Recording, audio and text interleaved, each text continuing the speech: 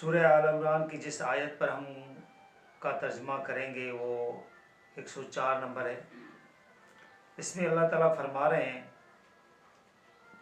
اور چاہیے کہ تم میں سے ایک جماعت ہمیشہ ایسے لوگوں کی نکلے جو دعوت دیتے رہے نیکی کی طرف اور حکم دے اچھے کاموں کا اور منع کریں برے کاموں سے۔ یہی لوگ ہیں جو در حقیقت فلاح پانے والے ہیں۔ اللہ تعالیٰ مسلمانوں کو، ایمان والوں کو کہہ رہے ہیں کہ آپ کے گروہ میں سے ایک جماعت ایسی ہونی چاہیے کہ جو باہر نکل کر لوگوں کو سمجھائے، اچھے اچھے کام ان کو بتائے کہ یہ کام ٹھیک ہیں اور یہ کام برے ہیں۔ مثلا وہ کام اللہ کی کتاب سے بتائے جائیں گے، نہ کہ ایک فرقہ نکلے گا اپنے فرقے کو وہ جو ہے پروموٹ کرے گا۔ اللہ تعالیٰ نے ایمان والوں کو کہا ہے، فرقے والوں کو نہیں کہا ہے۔ جو فرقہ اپنے فرقے کو پروموٹ کر کے اور کہہ رہا ہے کہ یہ اللہ کا ہم کلام بتا رہے ہیں، تو ان کے لیے بھی آگے آ رہی ہے، تو ان کو لیے اللہ تعالیٰ نے کیا بولا ہے۔ تو لہٰذا آپ اللہ تعالیٰ کے حکم کے مطابق اچھے کاموں کی تلقین کریں، جو کام اللہ تعالیٰ نے بتائے ہوئے ہیں۔ اور آگے اللہ تعالیٰ فرما رہے ہیں، اور نہ ہو جانا ان لوگوں کی طرح جو فرقوں میں بڑھ گئے۔ ان کے ساتھ تشبیہ دے کے بتایا ہے کہ آپ ان لوگوں کی طرح نہیں ہونا، یعنی یہود و نصارہ کی طرح نہیں ہونا، جس طرح وہ ہر آیت کو بتا رہے تھے یہ تو یہود و نصارہ کے لیے، یہ تو یہود و نصارہ کے لیے۔ تو یہاں اللہ تعالیٰ نے خود بتایا ہے کہ بھئی ان لوگوں کی طرح نہیں ہونا، یعنی یہود و نصارہ کی طرح نہیں ہونا جو فرقوں میں بٹ گئے اور اختلاف میں مبتلا ہو گئے۔ تو آپ لوگ بھی ان لوگوں کی طرح نہیں ہونا۔ اللہ تعالیٰ نے خود بتایا ہے کہ ایمان والو ان لوگوں کی طرح نہیں ہونا، یعنی یہود و نصارہ کی طرح نہیں ہونا جو اختلاف میں بٹ گئے اور اختلاف میں مبتلا ہو گئے، اس کے بعد کہ ان کے پاس آ چکے تھے واضح احکام۔ ان کو اللہ تعالیٰ نے ایک کتاب دی تھی، واضح احکام دیے تھے، پھر بھی وہ اختلاف میں پڑ گئے، فرقوں میں بٹ گئے تھے، جن کے لیے اللہ تعالیٰ فرما رہے ہیں جن کے لیے عذاب عظیم ہے۔ اگر وہ فرقوں میں بٹ گئے، ان کے لیے عذاب عظیم ہے، تو آپ کو کوئی رحمت کے باغوں میں داخل کیا جائے گا؟ آپ بھی اگر فرقوں میں بٹ جائیں گے تو اللہ تعالیٰ نے آپ کو بھی اسی طرح عذاب دینا ہے، کیونکہ اللہ تعالیٰ کی بات میں کوئی فرق نہیں آتا۔ تو لہٰذا یہ جو فرقے والے اپنے فرقوں کو پروموٹ کر کے اور سمجھ رہے ہوتے ہیں کہ ہم اللہ کی بات بتا رہے ہیں، یہ اللہ کی بات نہیں بتا رہے ہیں، فرقے کی بات بتا رہے ہیں، تو آپ لوگوں کو بھی چاہیے کہ اللہ کے احکاموں کو سمجھیں، اللہ کی بات کو سمجھیں، اللہ کے احکاموں پہ چلیں۔ آگے اللہ تعالیٰ فرما رہے ہیں، اس دن جب روشن ہوں گے کچھ چہرے اور سیاہ ہوں گے کچھ چہرے، یعنی قیامت کا دن ہوگا تو پھر اللہ تعالیٰ نے کچھ چہروں کو روشن کریں گے، یعنی چمکدار بنائیں گے، اور کچھ چہرے سیاہ ہوں گے، کالے پڑ جائیں گے۔ سو وہ لوگ جو سیاہ ہوں گے ان کے چہرے، یعنی جن لوگوں کے کالے چہرے ہوں گے،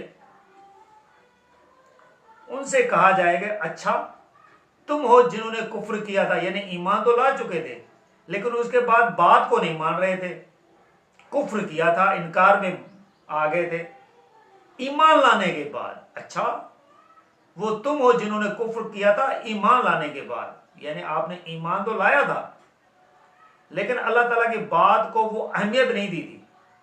تو اللہ تعالیٰ نے پھر ان لوگوں کو دیکھیں، ایمان کے ساتھ پھر اللہ تعالیٰ اپنی بات کو کتنی تقویت دیتے ہیں کہ ایمان تو لایا ہے آپ نے، ایک سرٹیفکیٹ تو لے لیا ہے مسلمانی کا، تاج تو پہن لیا آپ لوگوں نے، پگڑی تو آپ نے پہن لی، لیکن کام بھی تو وہ کرے نا، یعنی پگڑی پہنی مسلمانوں کی اور کام کریں یہود نصارہ والے، انہی کی طرح کو ہو جاؤ، فرقوں میں بٹ جاؤ، اختلاف کر لو، ایک دوسرے پہ نکتے کسو، مسلمانی پہ رہو نہیں۔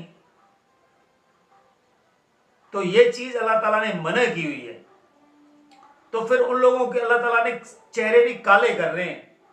سو چکھو اب مزہ عذاب کا اس کے بدلے جو آپ کفر کرتے تھے. یعنی یہاں کلیئر اللہ تعالیٰ بتا رہے ہیں کہ جو اب میں آپ کو عذاب دے رہا ہوں نا وہ اس کے بدلے دے رہا ہوں جو آپ کفر کرتے تھے نا، انکار کرتے تھے، کام نہیں کرتے تھے. رہے وہ لوگ جن کے چہرے روشن ہوں گے، سو ہوں گے اللہ کی رحمت میں. اللہ تعالیٰ فرمائے پھر وہ لوگ ہیں جو کام بھی کر رہے تھے، ایمان بھی لائے تھے، تو اللہ تعالیٰ نے ان کے چہرے روشن کیے تھے، پھر وہ اللہ تعالیٰ کی رحمت میں ہوں گے. اللہ تعالیٰ ان کو ہمیشہ کی جنت میں داخل کرے گا. آگے اللہ تعالیٰ فرما رہے ہیں یہ آیات ہیں اللہ کی جو پڑھ کر سنا رہے ہیں تمہیں ہم ٹھیک ٹھیک، یعنی حضور صلی اللہ علیہ وسلم کے ذریعے بتایا جا رہا ہے کہ یہ جو آیات ہیں یہ اللہ کی ہیں، یہ بالکل ٹھیک ٹھیک آپ کو بتا رہے ہیں، وہی کام بتا رہے ہیں کہ جو ہوگا، اس میں شک کرنے کی کوئی گنجائش نہیں ہے. یہ نہیں کہنا کہ بھئی حضرت فرعون کو اللہ تعالیٰ چھوڑ دے، تو جب اللہ تعالیٰ نے فرما دیا ہے کہ فرعون دوزخ میں جائے گا تو جائے گا، یہ جو سوچ رہا ہے نا کہ فرعون کو چھوڑ دیا جائے یہ کافر ہے. یہ اللہ تعالیٰ کی بات پر اس کو شک ہے. اللہ تعالیٰ کی بات میں شک نہیں ہونا چاہیے. جو بات اللہ تعالیٰ نے کلیئر بتا دی ہے وہ کلیئر ہے، اس پہ آپ اپنی طرف سے کوئی معنی نہیں نکال سکتے. اس کا مطلب کہ آپ کو اللہ تعالیٰ کی باتوں میں شک ہے.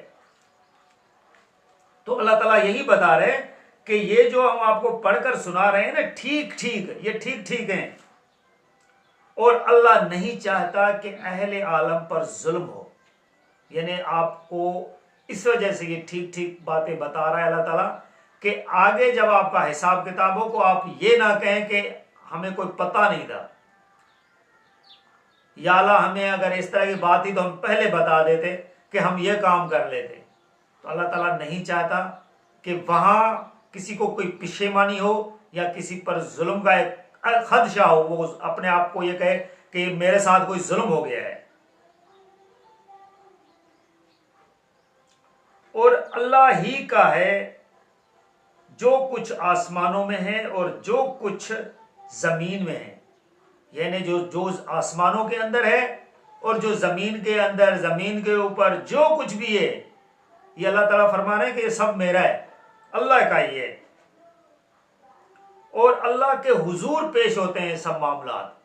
اور یہ بھی آپ کو علم میں ہونا چاہیے جو بھی جس انسان کے ساتھ، جس بندے کے ساتھ، جس اس طرح سمجھو کہ جراثیم تک کے ساتھ جو معاملات ہوتے ہیں نا، سب اللہ کے حضور میں پیش ہوتے ہیں، کسی اور کے حضور میں پیش نہیں ہوتے. تو ناظرین، ہم 109 کی آیت ہم نے کمپلیٹ کر لی ہے. تو یہ جو سارے معاملات ہوتے ہیں نا، یہ سارے معاملات اللہ تعالیٰ کے حضور پیش ہوتے ہیں. ان کا گناہ، ان کا ثواب سب اللہ کے اختیار میں ہوتا ہے. پھر اگر آپ کوئی ایسا کام کریں جو آپ سمجھیں کہ نبی ہمیں جو ہے نا اس کا وہ ثواب دلا دے گا یا دے سکتا ہے، تو پہلے تو یہ سوچیں کہ اس کے اختیار میں بھی ہے کہ نہیں ہے. جبکہ سب معاملات تو اللہ کے حضور میں پیش ہو رہے ہیں، ادھر تو پیش ہی نہیں ہو رہے ہیں، تو آپ کو اس گناہ ثواب کا حساب ملے گا کیسے؟ اسی لیے سب اختیارات اللہ کے پاس ہیں. ڈرنا ہے تو آپ کو اللہ سے ڈرنا ہے، خوشنودی چاہنی ہے تو اللہ کی چاہنی ہے. یہی مسلمانی ہے اور یہی ایمان ہے. اب بھی آپ اس کتاب کے روح سے سوچیں کہ آپ کتنے مسلمان ہیں. آپ کے محاسبے کے لیے یہ کتاب ہی کافی ہے. شاید آپ نے سنا ہے کہ نہیں سنا ہے، مجھے تو حدیث کا نمبر یاد نہیں ہے، لیکن میں نے آپ کو پہلے ہی بتایا تھا کہ ہم اس حدیث کو وقت دیں گے. یعنی جو باتیں اخبار احاد کے ذریعے ہمیں ملی ہیں، جس کا قرآن پاک کے ساتھ ٹکراؤ نہیں ہوگا، قرآن پاک کی آیتوں کے ساتھ جو اخبار احاد ملیں گی وہ ہمارے سر آنکھوں پر. تو اس حساب سے مجھے ایک حدیث یاد آ رہی ہے نا، اخبار احاد کہ جب حضور صلی اللہ علیہ وسلم اس جہان فانی سے جا رہے تھے، رحلت ہو رہی تھی، ان کی موت کا قریب آ گیا وقت، تو حضور صلی اللہ علیہ وسلم نے کہتے ہیں کہ کچھ کہنا چاہا، تو حضرت عمر رضی اللہ تعالیٰ نے کہا کہ یا رسول اللہ ہمارے لیے قرآن کافی ہے۔ تو میری نظر میں یہ بالکل ٹھیک بات تھی۔ انسان کی رہنمائی کے لیے، خصوصاً مسلمان کی رہنمائی کے لیے بھی اور پوری کائنات کی رہنمائی کے لیے یہ قرآن ہی کافی ہے۔ جب آپ پورے قرآن کو اچھی طرح پڑھیں گے نا تو آپ کو اخبار احاد کی کوئی ضرورت بھی نہیں پڑے گی۔ اخبار احاد تو آپ کو کوئی ایسا حکم ہے جس میں اگر وہ حکم یہاں کوئی واضح آگے اس کی تشریح نہیں مل رہی ہے تو وہ اس پہ کچھ وہ اپنے حقائق پیش کرے گی، باقی اخبار احاد کچھ نہیں کر سکتا۔ جس طرح مثال کے طور پہ اگر نماز کا آ جائے کہ نماز کیسے پڑھنی ہے، قرآن شریف میں تو آتا ہے نماز پڑھ لو، ابھی کیسے پڑھنی ہے؟ ابھی دیکھیں نا کیسے پڑھنے میں کتنے اختلاف آتے ہیں۔ سنی اپنے طریقے سے پڑھ رہے ہوتے ہیں، شیعہ علیحدہ پڑھ رہے ہوتے ہیں، اہل حدیث نے اپنے طریقے پہ نکالی ہوتی ہے، اس طرح دیوبندی بریلوی نے اپنا طریقہ نکالا ہوتا ہے۔ دیکھیں نا جو بھی اختلاف نکلا ہے نا، اخبار احاد کیسے نکلتا ہے، اس کلام پاک سے کبھی بھی نہیں نکلا ہے اختلاف۔ یہ اختلاف اخبار احاد سے نکل رہا ہے، لیکن پھر بھی ہم کسی طریقے کو غلط نہیں سمجھ سکتے۔ ہاں یہاں دیکھو وہ اس وجہ سے اس پہ طریقہ نہیں ہے کہ حضور صلی اللہ علیہ وسلم کے ٹائم میں نماز پڑھی جاتی تھی۔ حضور صلی اللہ علیہ وسلم پر جب وہ وحی نازل نہ ہوئی تھی، اس سے پہلے بھی حضور صلی اللہ علیہ وسلم نماز پڑھتے تھے۔ اخبار احاد میں آتا ہے حضور صلی اللہ علیہ وسلم پہلے بھی نماز پڑھتے تھے، ان کو طریقے کا پتہ تھا۔ ابھی دیکھیں جو نماز جنگ ہے، جنگ کی طرح کیسے نماز پڑھیں، اس کا ذکر ہے قرآن میں کہ جنگ میں آپ نے کیسے پڑھنی ہے۔ ایک نماز کا ذکر کر رہے ہیں اللہ تعالیٰ، باقیوں کا کی نہیں کر رہے، اس وجہ سے کہ اس کو پتہ ان لوگوں کو تھا اس ٹائم پہ۔ یہ تو بعد میں اختلاف اخبار احاد کی وجہ سے نکلے ہیں کہ کچھ صحابہ نے کس طرح بتایا، کچھ کے کس طرح بتایا، تبع تابعین سے پھر جب انہوں نے وہ احادیث نوٹ کی ہیں تو مختلف رائے آئی ہیں، تو مختلف رائے کی وجہ سے کسی کو کسی کی رائے اچھی لگی ہے، کسی کو کسی کی رائے اچھی لگی ہے۔ تو اس رائے کو ہم کسی کو یہ نہیں کہہ سکتے کہ اس کی غلط ہے اس کی غلط ہے۔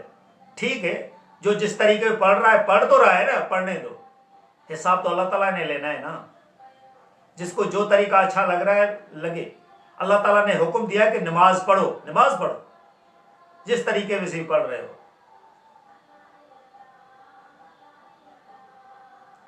اسی طرح روزے کے ٹائم کا اختلاف ہے، کیونکہ وہ سورج غروب اور طلوع ہونے کے ٹائمنگ کو اختلافات میں کچھ منٹ کے اندر وہ کر رہے ہوتے ہیں۔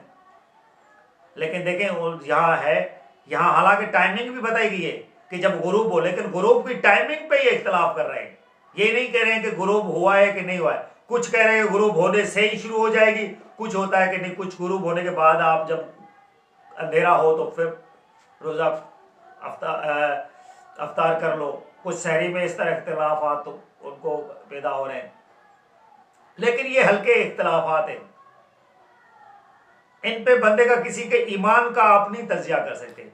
ایمان کا جو عقیدہ ہے نا، وہ عقیدہ اس قرآن کے مطابق ہونا چاہیے۔ عقیدے پہ اختلاف ہوگا، جس کو یہ واضح کرنے کے لیے یہ کتاب آئی ہے۔ لہٰذا ناظرین اس کتاب کو اچھی طرح پڑھیں، اچھی طرح سمجھیں، اور وہ مولوی جو فرقے والے مولوی ہیں ان کے پیچھے مت پڑیں، اس کے پیچھے نہ چلیں۔ اپنے طریقے سے بھی آپ اس قرآن کو سمجھ سکتے ہیں اور آپ کو اچھی طرح یہ سمجھا سکتا ہے۔ اگر آپ کو اللہ نہیں سمجھا سکتا تو مولوی بھی نہیں سمجھا سکتا۔ یہ اللہ کی کلام ہے، اگر آپ کو یہ کلام نہیں سمجھا سکتی نا تو مولوی آپ کو کبھی بھی نہیں سمجھا سکتا۔ مولوی میں اتنی طاقت ہی نہیں ہے کہ وہ آپ کو سمجھا سکے، اگر اللہ آپ کو نہیں سمجھا سکتا۔ تو آپ اس کو سمجھیں، انشاءاللہ آپ کو اچھی طرح بات سمجھ میں آ جائے گی اور آپ اچھے مسلمان بن جائیں گے۔ جزاک اللہ۔